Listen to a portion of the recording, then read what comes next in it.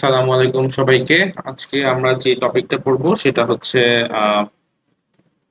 সেই চ্যাপ্টারটা হচ্ছে চ্যাপ্টার 2, যেটাতে আমরা একটু প্রসেস নিয়ে পড়াশোনা করব। তারপরে হচ্ছে প্রসেস শিডিউলিং এর যে অ্যালগরিদম গুলো সেখানে শিফট করব।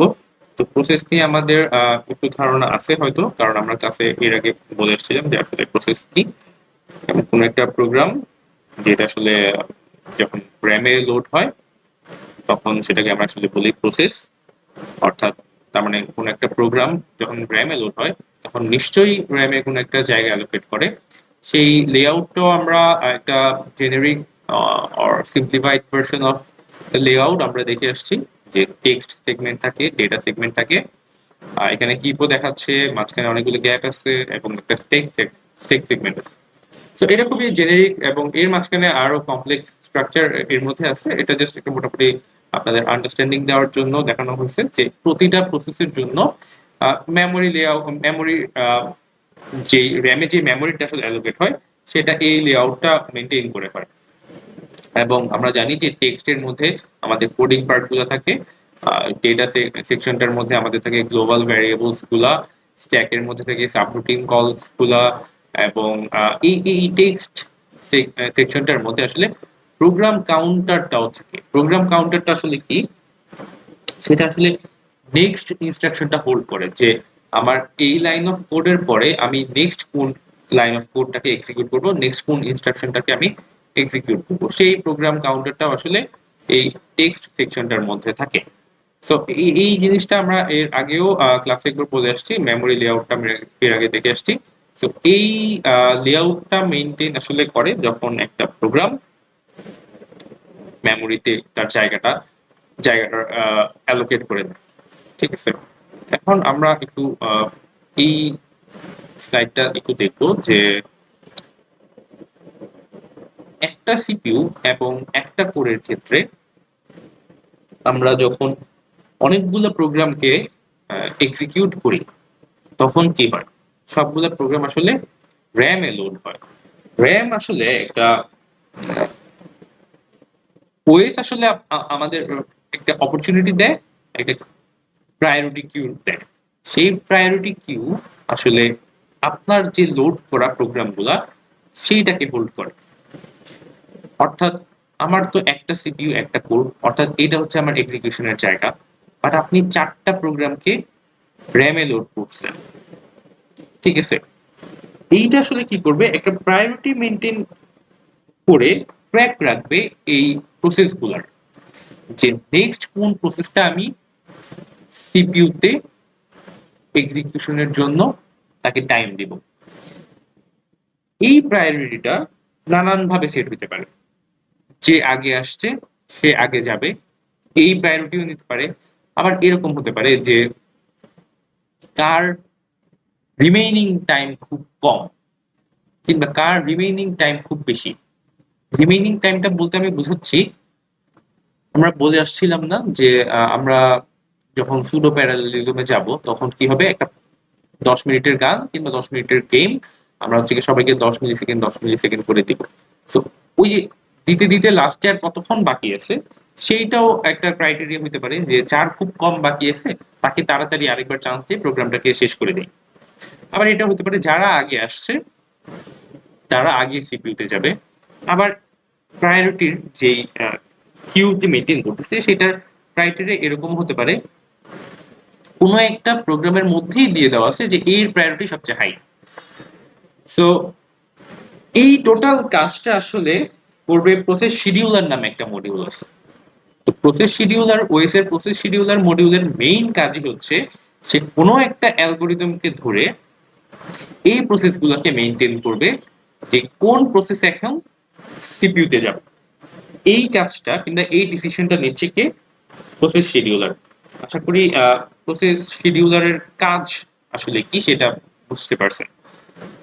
সো আরেকটা ব্যাপার যেটা এর আগেও আমি ক্লাসে হয়তো বলে আসছিলাম, যে মাল্টি প্রোগ্রামিং এ কি হয়, র্যামে সবগুলো প্রোগ্রাম আসলে লোড হয় এবং একটা একটা করে সবগুলো সিপিইউতে যাবে এবং একটা একটা করে এক্সিকিউট হবে, সেটা ওয়ান বাই ওয়ান এবং সিকোয়েন্সিয়ালি। এখন যদি আমি সুইচিংটা না করি তাহলে কি হবে, বাকি প্রোগ্রামগুলো বসে থাকবে।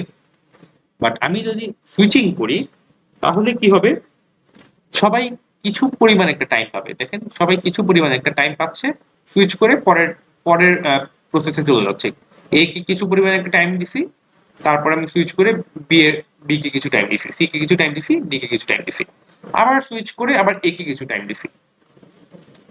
তার মানে কি আমি কিন্তু দেখেন সিকোয়েন্সিয়ালি করতেছি, আবার সুইচিংও করতেছি, একটু পর পর আবার একই এতে ব্যাক করতেছি, বিতে ব্যাক করতেছি, সিতে ব্যাক করতেছি, ডিতে ব্যাক করতেছি। এই সুইচিংটা যদি খুবই ফাস্ট হয় তাহলে আমাদের মনে হবে যে প্যারালাল প্রসেসিং হচ্ছে, বাট এটা আসলে ট্রু প্যারালাল প্রসেসিং না। এটা আমাদের আমাদের মনে হয় যে এটা প্যারালালি কাজ করতেছে, একই সাথে রান করতেছে, একই সাথে গেম, গান, ডাউনলোড সব একসাথে হচ্ছে। এটা আসলে টাইম শেয়ারিং এর মাধ্যমে হচ্ছে এবং খুবই ফাস্ট প্রসেস সুইচিং এর মাধ্যমে হচ্ছে। এটাকে আমরা বলি সুডো প্যারালালিজম। ওকে, ঠিক আছে। এখন আমরা দেখব যে আমরা যে প্রসেস গুলার কথা বললাম, প্রসেস কিভাবে কিভাবে ক্রিয়েট হতে পারে। এই পয়েন্টটা আসি, যেটা আমরা খুবই সচরাচর করে থাকি, যে আমরা ডাবল ক্লিক করি, যেমন ধরেন আমরা ওয়ার্ড কিংবা পিডিএফ এর মধ্যে ডাবল ক্লিক করি, একটা কিংবা ব্রাউজারে ডাবল ক্লিক করি, একটা নতুন প্রসেস ক্রিয়েট হয়, যেটা আমরা ডে টু ডে লাইফে করে থাকি। আরেকটা কি হতে পারে, যে সিস্টেম ইনিশিয়ালাইজেশন। যেমন আপনারা যখন আপনার পিসিটাকে অন করেন, হ্যাঁ, তখন ওএসটা লোড হয়, রাইট?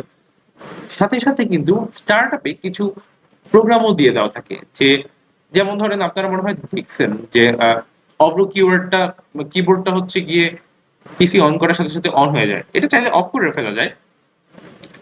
তারপরে অনেকে হচ্ছে গিয়ে ওই যে গেম খেলেন অরিজিন, তাই না? স্টার্টআপে দিয়ে যদি রাখেন তাহলে কি হয়, আমরা যখন পিসিটা অন করি তখন ওই সব প্রোগ্রামগুলা স্টার্ট হয়ে যায়।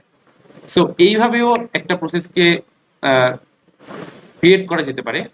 আরেকটা কিভাবে করা যেতে পারে, আমরা ফর্কের একটা এক্সাম্পল দেখছিলাম আপনাদের ক্লাসে, যদি মনে থেকে থাকে। একটা প্রসেস থেকে আমরা কি করতেছিলাম, ফর্ক কমান্ড দিয়ে আরেকটা ডুপ্লিকেট প্রসেস ক্রিয়েট করতেছিলাম, তখন কিন্তু দুইটা প্রসেস হয়ে গেল, তার মানে আরেকটা নতুন প্রসেসকে কিন্তু আমি ইনিশিয়েট করে ফেললাম। ঠিক আছে। আরেকটা কিভাবে করা যেতে পারে, এই যে ব্যাচ জবের মাধ্যমে। আপনারা যে ডট বিএটি ফাইল দেখছেন না, এটার মধ্যে কি হয়, এটার মধ্যে হচ্ছে কি অনেকগুলা অনেকগুলা ফাইল থাকতে পারে। যেমন ধরেন এটা হচ্ছে গিয়ে এক্স ডট ব্যাট, এর ভিতরে আপনি সে হচ্ছে গিয়ে এ ডট ইএক্সি, তারপর হচ্ছে গিয়ে ধরেন B dot something, B dot ধরেন সি, সি ডট আবার ধরেন টিএক্সটি। ঠিক আছে।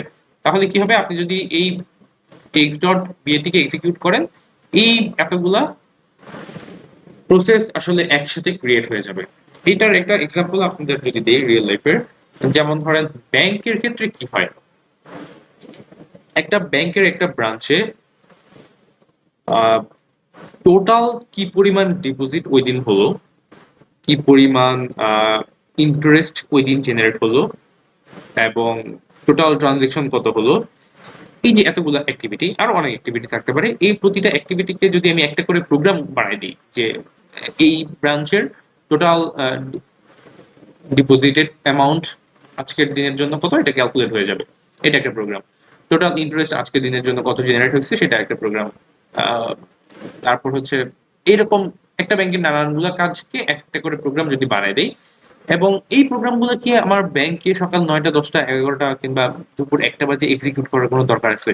কারণ আমার কিন্তু সারাদিনের কাজগুলো শেষ হয় নাই, রাইট? সো এই প্রোগ্রামটা কখন দরকার হয়, এই প্রোগ্রামগুলার এই যে মানে ক্লোজ আপ যে ক্যালকুলেশন গুলা একটা ব্যাংকের সারাদিন শেষে, যারা যাদের রিলেটিভ কিংবা প্যারেন্টস হচ্ছে ব্যাংকে জব করছে, তারা দেখবেন দিনের শেষে একটা হিসাব করে যে আজকের সারাদিনের ট্রানজেকশনে কি কি হয়েছে, টোটাল আজকের একটা হিসাব করে লাস্টে আসলে ক্লোজ করে ডেটা। তো এই প্রোগ্রামগুলো তো সারাদিন আমার এক্সিকিউট করার দরকার নাই।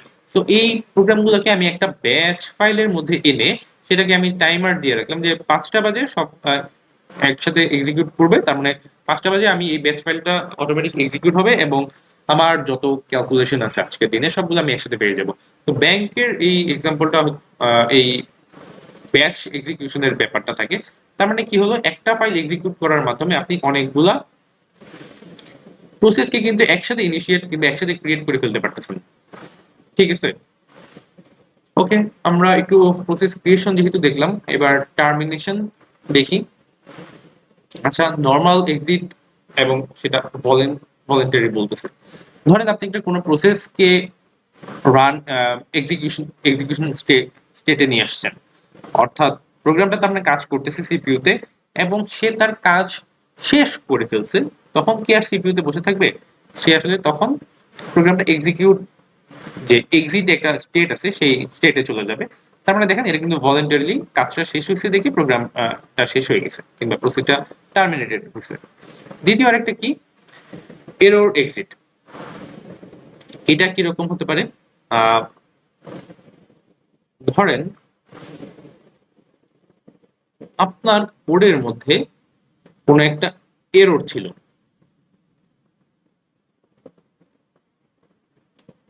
আচ্ছা, এইটা এরর এক্সিট এবং ভলেন্টারি বলতেছে, এবং আরেকটা হচ্ছে কি ফাটাল এরর এবং ইনভলেন্টারি বলতেছে।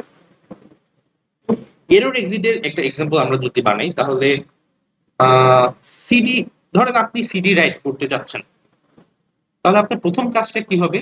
যে অপারেটিং সিস্টেমের কাছে একটা সিডি রাইটারের জন্য একটা অ্যালোকেশন চাবেন। তো আপনার সিডি রাইটারটা হয়তো তখন বিজি আছে, তখন আসলে সলিউশনটা কি? তখন আসলে কি করা যায়, যে আমরা ওয়েট করতে পারি যে কতক্ষণ সিডি রাইটারটা আসলে বিজি থাকে। বাট আপনি আসলে কতক্ষণ ওয়েট করবেন, তাই না? ঘন্টার পর ঘন্টা তো আর ওয়েট করবেন না। তো তখন আসলে প্রোগ্রামের মধ্যে লিখে দিতে পারেন যে 5 মিনিট পর্যন্ত সিডি রাইটারের জন্য আপনি ওয়েট করবেন, একটা টাইমার সেট করে দিলেন। তারপরে যদি দেখেন যে আপনি সিডি রাইটারটাকে অ্যাভেলেবল ভাবে পাচ্ছেন না, এখনো বিজি, তখন হচ্ছে গিয়ে আপনার প্রোগ্রামটা এক্সিকিউট হলো, মানে টার্মিনেটেড হয়ে গেল। তার মানে কি, একটা এরর হয়েছে এবং সেটা ভলেন্টারিলি, কারণ আপনি কোডের মধ্যে লিখে দিয়েছেন যে 5 মিনিট পর্যন্ত ওয়েট করবেন, দেন যদি আপনি না পান তাহলে হচ্ছে কি ভলেন্টারিলি আপনার প্রোগ্রামটা টার্মিনেটেড হচ্ছে। এখন আরেকটা দেখেন যে ফাটাল এরর কিংবা সেটা আবার ইনভলেন্টারি। এটা কি? যেমন ধরেন আপনার প্রোগ্রামের মধ্যে কোনো ডিভাইড বাই জিরো আসছে, কিংবা আপনার স্ট্যাক ওভারফ্লো হয়েছে, এটা কি ভলেন্টারিলি হয়েছে? এটা তো ইচ্ছা করে হয় নাই, যেটা হচ্ছে কি আমার আগেরটা ছিল যে আমি এই পর্যন্ত ওয়েট করব, এবং যদি না হয় আমি টাইমার অনুযায়ী আমি নিজে নিজেই এক্সিকিউট করে দিচ্ছি। আর এই যে ফাটাল এররটা কিন্তু আর ভলেন্টারি না, ঠিক আছে? সেটা কি হবে, আপনার মেমোরি যখন নাই কিংবা ডিভাইড বাই জিরো যখন আসছে, সামথিং ডিভাইড বাই জিরো যখন আসছে, তখন হচ্ছে প্রোগ্রামটা, প্রসেসটা টার্মিনেটেড হয়ে যাবে। আচ্ছা, আরেকটা কি, কিল্ড বাই অ্যানাদার প্রসেস, সেটা ইনভলেন্টারি। কিরকম? এটার একটা কথা আছে, আপনি একটা প্রসেস থেকে আরেকটা প্রসেসকে কিল করতে পারবেন যদি যাকে কিল করতেছেন তার মধ্যে আসলে এই পারমিশনটা দেওয়া থাকে যে আর একটা প্রসেস তাকে কিল করতে পারবে। একটা এক্সাম্পল যদি দেই, লিনাক্স এর মধ্যে একটা কমান্ড আছে, কিল -9, তারপর হচ্ছে প্রসেস আইডি। এটা দিলে কি হয়, আপনি অন্য একটা প্রসেসকে আসলে একটা প্রসেস থেকে আরেকটা প্রসেসকে আপনি টার্মিনেট করে দিতে পারেন। আমি আরেকবার একটু বলি, কিল -9, তারপর হচ্ছে কি পিআইডি, ওই প্রসেসের আইডি যাকে আসলে কিল করতে যাচ্ছে। তো এইভাবে একটা প্রসেস থেকে আরেকটা প্রসেসকে আসলে কিল করা যায়। ওকে, আমরা এইটা একটু দেখি। তো এইখানে আমরা দুইটা জিনিস দেখছি, একটা হচ্ছে গিয়ে আমি বলে আসলাম যে এইদিকে একটা আমার একটা প্রায়োরিটি কিউ আছে, এবং সেই কিউ থেকে আসলে সিপিইউ তে আমার প্রসেসগুলো লোড হচ্ছে, এবং এইটা হচ্ছে গিয়ে প্রসেস ক্রিয়েশনের কিভাবে ক্রিয়েট হতে পারে সেই ব্যাপারগুলো দেখলাম, কিভাবে টার্মিনেটেড হতে পারে সেই ব্যাপারগুলো দেখলাম। এখন এই ডায়াগ্রামটা দ্বারা আমরা প্রসেসের যে স্টেট গুলো সেটাই আমরা আসলে বুঝতে পারবো আরো ভালোভাবে। যখন একটা প্রসেস আসলে ক্রিয়েট করি আমরা, তখন সেটাকে আমরা বলি যে সেই প্রসেসটা এখন নিউ স্টেটে আছে, ঠিক আছে, নিউ স্টেটে আছে। এবং যে যখন আমরা সেই প্রসেসটাকে আসলে এক্সিকিউট করি তখন আসলে সেটা কি হয়, র্যামে লোড হয়। এই যে ব্যাপারটা এখানে বলে আসছিলাম যে একটা যে কোনো প্রসেসকে আপনি ধরেন .exe ছিল, সেটাকে আপনি ডাবল ক্লিক করছেন, সেটা আসলে র্যামে লোড হয়। এবং র্যামে লোড হওয়ার ব্যাপারটা কিন্তু আমরা বলছি যে এটা একটা প্রায়োরিটি কিউ মেনটেন করে, প্রায়োরিটি কিউটা মেনটেন করেই আসলে সে এই প্রসেসগুলোকে ট্র্যাক করে, কারণ একটা প্রসেস তো না, মাল্টিপল প্রসেসগুলো ট্র্যাক করে এবং ট্র্যাক করে অ্যালগোরিদম চালায়, সেই অ্যালগোরিদম দিয়ে আসলে ডিসিশন নেয় যে কে আসলে সিপিইউতে যাবে। তো এইখানে যে ব্যাপারটা, আপনি যখন কোনো একটা প্রসেসকে আসলে এক্সিকিউট করবেন সেটা আসলে অ্যাডমিটেড হবে কোথায়, এই রেডি কিউ। এই প্রায়োরিটি কিউটা কি আমরা বলতেছি যে রেডি কিউ, ঠিক আছে? ওকে, তারপরে কি হতে পারে, ধরেন এই প্রায়োরিটি কিউ আমি এখানে আঁকি, এই হচ্ছে আমার সেই কিউটা। এখানে আমার প্রসেস এ আছে, এখানে ধরেন বি আছে এবং এখানে সি আছে। ওকে, তো একটু আগে যে বলে আসছিলাম যে কোন প্রসেসটা আসলে সিপিইউ তে যাবে সেটা আসলে ডিসিশন নিবে কে, প্রসেস শিডিউলার নামে যে মডিউলটা, সে আসলে নানান অ্যালগোরিদম চালাতে পারে, সেই অ্যালগোরিদম চালায় আসলে ডিসিশন নিবে কে আসলে এখন সিপিইউ তে যাবে। ধরে নিলাম যে প্রসেস শিডিউলার ডিসিশন নিছে যে প্রসেস সি এখন সিপিইউ তে লোড হবে। সিপিইউ তে যখন আসলে লোড হবে তখন সেটাকে আমরা বলতেছি রানিং স্টেট, ঠিক আছে? সেই সেইটার সেই প্রসেসটার এখন স্ট্যাটাস কি, রানিং স্টেট। ওকে, এবং আমাদের একদম পুরানো এক্সাম্পল অনুযায়ী যে আমাদের প্রথম এ বি এবং সি তিনজনই হচ্ছে 5 মিনিট করে টাইম নিবে এক্সিকিউশনটা টোটালি কমপ্লিট করতে। বাট সি যখন লোড হইলো তখন কি এ আর বি বসে থাকবে 5 মিনিট? ধরেন দ্বিতীয়বার লোড হইলো কে, বি, তখন কি হবে, এর টোটাল বসে থাকা লাগলো 10 মিনিট, তাই না? বাট ওই যে আমরা সুডো প্যারালেলিজম কিংবা টাইম শেয়ারিং দেখে আসছিলাম, তখন আসলে কি হচ্ছিল, সি কে ইন্টারাপ্ট করে, ধরেন সি কে 10 মিলিসেকেন্ড টাইম দিয়ে, 10 মিলিসেকেন্ড টাইম দিয়ে এটাকে ইন্টারাপ্ট করে আবার এই রেডি কিউতে নিয়ে আসছে, অর্থাৎ এই কিউতে আবার সি কে নিয়ে আসছে। সি কে নিয়ে এসে এই বি কে আবার রেডি কিউ থেকে সিপিইউ তে লোড করে দিল। সিপিইউ তে আবার এই বি 10 মিলিসেকেন্ড এক্সিকিউট করলো, 10 মিলিসেকেন্ড এক্সিকিউট করে আবার ইন্টারাপ্ট করে সেটা রানিং স্টেট থেকে সেটাকে রেডি স্টেট কিংবা রেডি কিউতে নিয়ে আসলো। তখন আবার এ কে রেডি কিউ থেকে রানিং এ নিয়ে যাবে, আবার কিছুক্ষণ এক্সিকিউট করে সেটাকে ইন্টারাপ্ট করে এতে রেডি কিউতে নিয়ে আসবে।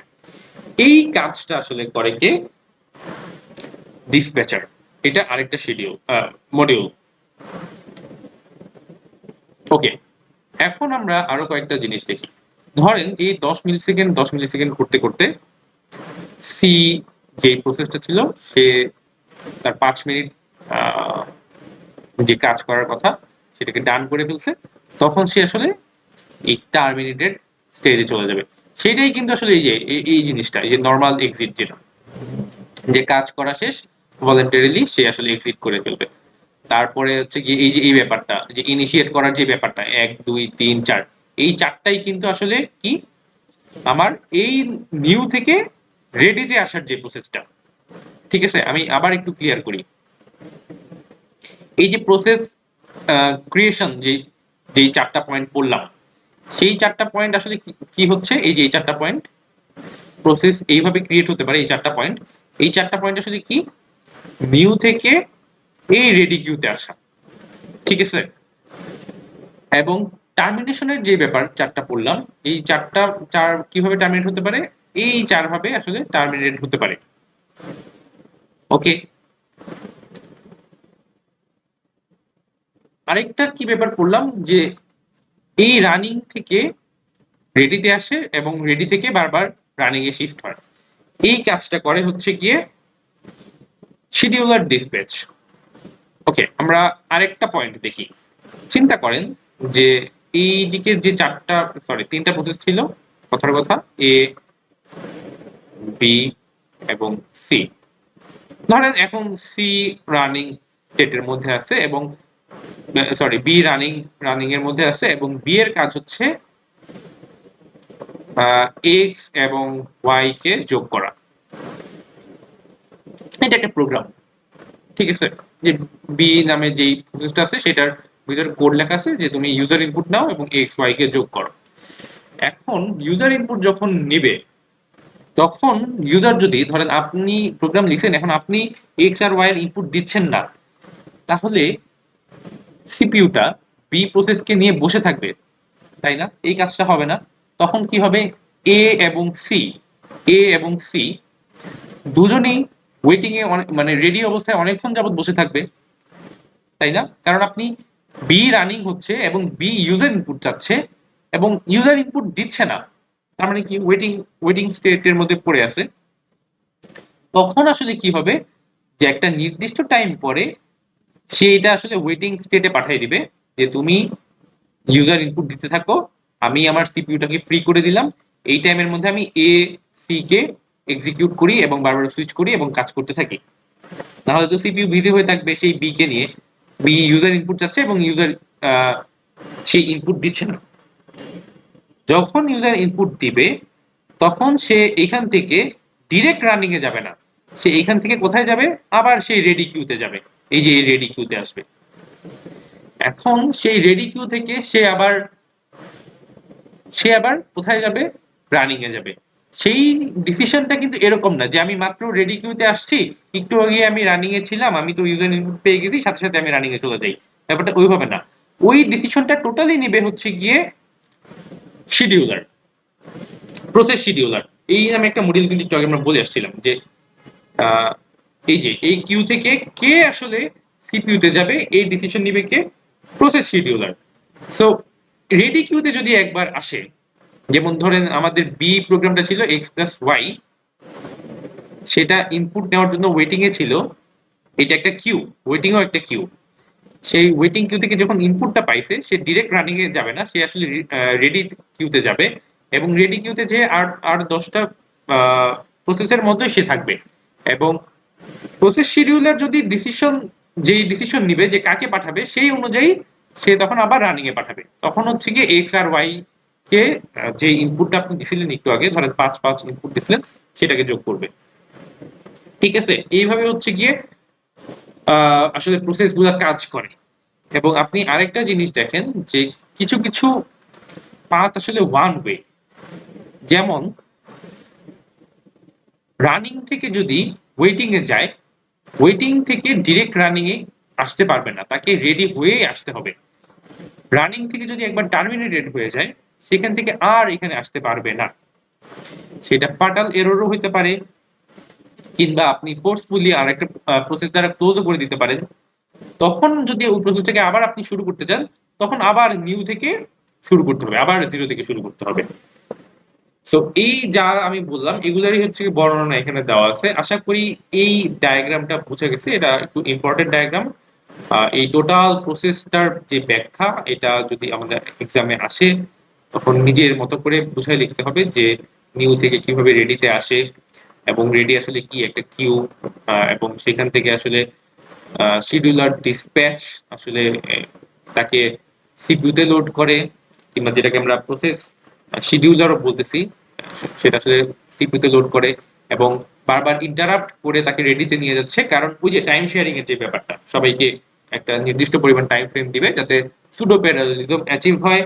এবং যদি আমার আইও যদি আমার ইউজার ইনপুট চায়, তখন সেটাকে আমি ওয়েটিং স্টেটে পাঠিয়ে দিচ্ছি, ওয়েটিং কিউতে পাঠিয়ে দিচ্ছি এবং সেখান থেকে যখন ইউজার ইনপুটটা দিবে সে আবার রেডি কিউতে যাবে, রেডি কিউ থেকে শিডিউলার ডিসপ্যাচ এর ডিসিশন অনুযায়ী সে আবার সিপিইউতে লোড হবে এবং এক পর্যায়ে কাজ শেষ হয়ে গেলে সে আসলে টার্মিনেটেড হয়ে যাবে।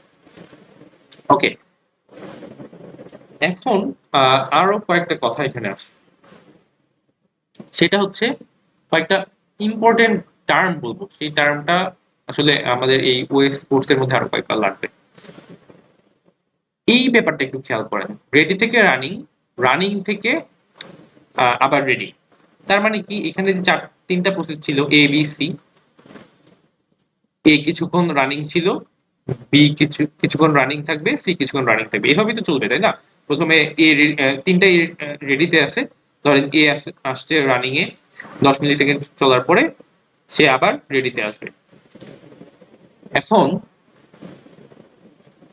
এই যে 10 মিলি সেকেন্ড এ চললো, চলার পরে কতটুকু এক্সিকিউট হলো, কি কি মেমোরি ইউজ করলো, কি কি রেজিস্টার ইউজ করলো, তার কারেন্ট স্ট্যাটাসটা কি, এগুলোকে যদি কোথাও সেভ না করে রাখে, এর পরের বার যখন আবার লোড করবে কিংবা রিস্টোর করবে, তাহলে কি সে এরপরে থেকে শুরু করতে পারবে, নাকি আবার শুরু থেকে শুরু করবে, নতুন আরেকটা প্রসেস হিসাবে তাকে কাউন্ট করবে? নতুন আরেকটা প্রসেস হিসাবে কাউন্ট করবে না বলেন তো? অবশ্যই সেটা করবে। তার মানে একটা সেভ করে রাখার ব্যাপার এখানে অবশ্যই থাকবে। ধরেন এই এ প্রসেসটা টোটাল 10 মিনিট, বি প্রসেসটা টোটাল 10 মিনিট, সি প্রসেসটা টোটাল 10 মিনিট এক্সিকিউট হওয়ার কথা। এবং টাইম শেয়ারিং এর মাধ্যমে আমি কি করছি, এ কে 5 মিলি সেকেন্ড রান করতে দিছি, রান করার পরে নিশ্চয়ই কিছু ফাইল, মেমোরি এবং রেজিস্টার, কিছু প্রোগ্রাম কাউন্টার স্ট্যাটাস, ফ্ল্যাগ সবকিছু চেঞ্জ হয়ে গেছে 5 মিলি সেকেন্ড রান করার পরে। সেটাকে আমি কোথাও এক জায়গায় সেভ করে রাখবো, এবং সেভ করে সেটাকে আমি ইন্টারাপ্ট করে আবার রেডিতে পাঠিয়ে দিচ্ছি। তখন আমি বি কে আবার রানিং এ নিয়ে আসছি। বি আবার 5 মিলি সেকেন্ড রান করার পরে তারও নতুন প্রোগ্রাম কাউন্টার, নতুন রেজিস্টার, নতুন স্ট্যাটাস সবকিছু 5 মিলি সেকেন্ড এক্সিকিউট করার পরে যে নতুন সবগুলো ফ্ল্যাগ চেঞ্জ হয়ে যাবে, সবগুলো রেজিস্টার ভ্যালু চেঞ্জ হয়ে যাবে, নতুন ফাইল ওপেন করছে, কোথায় কি করছে, কোন ফাইল থেকে রিড করছে, রাইট করছে, সবকিছু চেঞ্জ হয়ে যাবে তাই না? সেইটাকে আবার আরেকটা ফাইলের মধ্যে আমি সেভ করে রাখবো, সেভ করে আবার সি কে রানিং এ নিয়ে আসবো এবং বি কে রেডিতে পাঠিয়ে দিব। এইভাবে সি এর যখন শেষ হয়ে যাবে, সি এরও এইভাবে কোথাও সেভ করে রাখবো। সি এর যখন শেষ হয়ে যাবে তখন আবার এ কে নিয়ে আসবো না, তখন কি করব, নতুন করে শুরু না করে এই যে সেভ করে রাখছিলাম সেটাকে আমি রিস্টোর করব, যাতে আমি এরপর থেকে আসলে এক্সিকিউশনটা শুরু করতে পারি। সেটাই তো আমাদের হওয়া উচিত তাই না? তার মানে এই যে সেভ করা, রিস্টোর করা, এই যে সেভ করা আবার রিস্টোর করা, সেভ করা, রিস্টোর করা, সেভ করা, রিস্টোর করা, এই ব্যাপারটাকে বলতেছি আমরা কনটেক্সট সুইচ। এটা খুবই ইম্পর্টেন্ট একটা টার্ম। তার মানে কোনো একটা প্রসেসের তার ইনফরমেশন গুলা সেভ করা এবং রিস্টোর করা, এটাকে আমরা বলতেছি কনটেক্সট সুইচ কিংবা কনটেক্সট সুইচিং। এই কাজটা আসলে করে দেয় কে? এই কাজটা আসলে করে দেয় এই শিডিউলার ডিসপ্যাচ মডিউল, ঠিক আছে? এবং আবার একটু বলি, এই যে এখানে যে কতগুলো কিউতে প্রসেস ছিল, সেই প্রসেসগুলা যে লোড হবে, সেই প্রসেসগুলো যে লোড হবে সেটা করতেছে প্রসেস শিডিউলার। কে এখন লোড হবে, কার প্রায়োরিটি এখন আমি, এই যে প্রথমে যে আমি এ কে পাঠাইলাম, এই ডিসিশনটা নিচ্ছে হচ্ছে প্রসেস শিডিউলার। আবার বলতেছি, কে এখন সিপিইউতে যাবে সেই ডিসিশনটা নেবে প্রসেস শিডিউলার। আর কনটেক্সট সুইচিং অর্থাৎ এই যে সেভ রিস্টোর সেইটা করতেছে শিডিউলার ডিসপ্যাচ। আশা করি বুঝতে পারছেন। ওকে, সো একটু আগে যেটা বললাম যে এই যে যত ইনফরমেশন গুলা প্রতিটা প্রসেসের সেভ করে রাখবে, কোথাও এক জায়গায় সেভ করে রাখবে বললাম, সেই কোথাও একটা জায়গা হচ্ছে আমার প্রসেস কন্ট্রোল ব্লক কিংবা পিসিবি।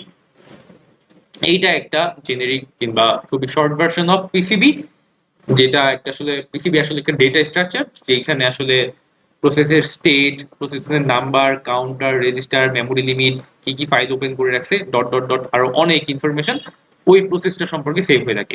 এখন আপনার কাছে আমার কোয়েশ্চেন যে 10টা যদি প্রসেস থাকে তাহলে কি পিসিবি 10টা হবে? হ্যাঁ, 10টা প্রসেসের জন্য 10টা পিসিবি হবে, অর্থাৎ প্রতিটা প্রসেসের জন্য একটা করে ইন্ডিভিজুয়াল পিসিবি, ঠিক আছে? সেটা আসলে র্যামেই থাকে। সো এইগুলার ব্যাখ্যা আপনি দেখতে পারবেন যে যখন একটা প্রসেস পিসিবিতে তার ইনফরমেশন গুলো সেভ করে, সেগুলো আসলে কি কি ইনফরমেশন, প্রসেসের স্টেট, ওয়েটিং এ আছে নাকি রেডিতে আছে, নাকি আসলে রানিং এ আছে, নাকি আসলে হল্টেড হয়ে আছে, প্রোগ্রাম কাউন্টারের স্ট্যাটাস কি, প্রোগ্রাম কাউন্টার হচ্ছে নেক্সট ইনস্ট্রাকশন প্রথম 10 মিলি সেকেন্ডের মধ্যে কিছু পরিমাণ ইনস্ট্রাকশন সে এক্সিকিউট করলো, এরপরে 10 মিলি সেকেন্ডে নিশ্চয়ই অন্য কোনো অ্যাড্রেসের দিকে সে ইন্ডিকেট করে থাকবে ওইটাকে এক্সিকিউট করার জন্য। প্রোগ্রাম রেজিস্টার এর ইনফরমেশন গুলো আপডেটেড থাকবে, শিডিউলিং ইনফরমেশন গুলা আপডেটেড থাকবে, যে কখন জায়গা পাচ্ছে, কি জায়গা পাচ্ছে, কতক্ষণ এক্সিকিউটেড হয়েছে, এইরকম আইও স্ট্যাটাস গুলা, কি কি ফাইল ওপেন করে আছে, হ্যাঁ, এই সকল ইনফরমেশন গুলো পিসিবিতে আসলে সেভ হয়ে থাকবে। এইটা একটা পিসিবির ডেটা স্ট্রাকচার। ওইখানে তো দেখতে পারলেন যে কয়েকটা মাত্র নাম দেওয়া, ওইখানে আসলে কি কি দেখেন, প্রসেস ম্যানেজমেন্ট নিয়ে ও আসলে কি কি ইনফরমেশন সেভ করে রাখে, মুখস্থ করা দরকার নাই। এবং মেমোরি ম্যানেজমেন্ট নিয়ে আসলে কি কি ইনফরমেশন সেভ করে রাখে, ফাইল ম্যানেজমেন্ট নিয়ে কি কি ইনফরমেশন সে আসলে সেভ করে রাখে প্রতিটা প্রসেসের জন্য। প্রথম 5 মিলি সেকেন্ড এক্সিকিউট করার পরে এই প্রত্যেকটার যে একটা করে ভ্যালু থাকবে, দ্বিতীয়বার যখন প্রসেসটা রিস্টোরড হবে এবং 5 মিলি সেকেন্ড এক্সিকিউটেড হবে, তারপরে এগুলার স্ট্যাটাস কিন্তু সবগুলো চেঞ্জ হয়ে যাবে। আবার যখন তৃতীয়বার সে সুযোগ পাবে সিপিইউতে এবং তার নির্দিষ্ট 5 মিলি সেকেন্ড বা 10 মিলি সেকেন্ড সে এক্সিকিউট করার পরে এই প্রত্যেকটার ভ্যালু কিন্তু চেঞ্জ হয়ে যাবে, ওটাকে আবার রিস্টোর করে ওইখান থেকে আসলে শুরু করবে। সো এটা দেখতে পারতেছেন যে এগুলো হচ্ছে কি একটা প্রসেস, দুইটা process, dot dot dot n-1 process. এই প্রসেসগুলোর মধ্যেই সে আসলে ডিসিশন নেয় যে কোন প্রসেসকে এখন আমি সিপিইউতে পাঠাবো। ঠিক আছে, এই ডিসিশনটা নেয় শিডিউলার, প্রসেস শিডিউলার। আশা করি আজকের পড়াগুলো বুঝে গেছে এবং এই প্রসেস শিডিউলার দিয়ে আজকে শেষ করলাম এবং নেক্সট দিন আমাদের এই প্রসেস শিডিউলার দিয়ে আসলে শুরু হবে যে কিসের ভিত্তিতে, কোন অ্যালগরিদমের ভিত্তিতে সে আসলে ডিসিশনটা নেয় কে এখন সিপিইউতে যাবে। সো আজকে এই পর্যন্তই। নেক্সট ভিডিও আসলে আমরা অনলাইন ক্লাসের প্রি রেকর্ডেড ভিডিও আমরা আপলোড করে দিব।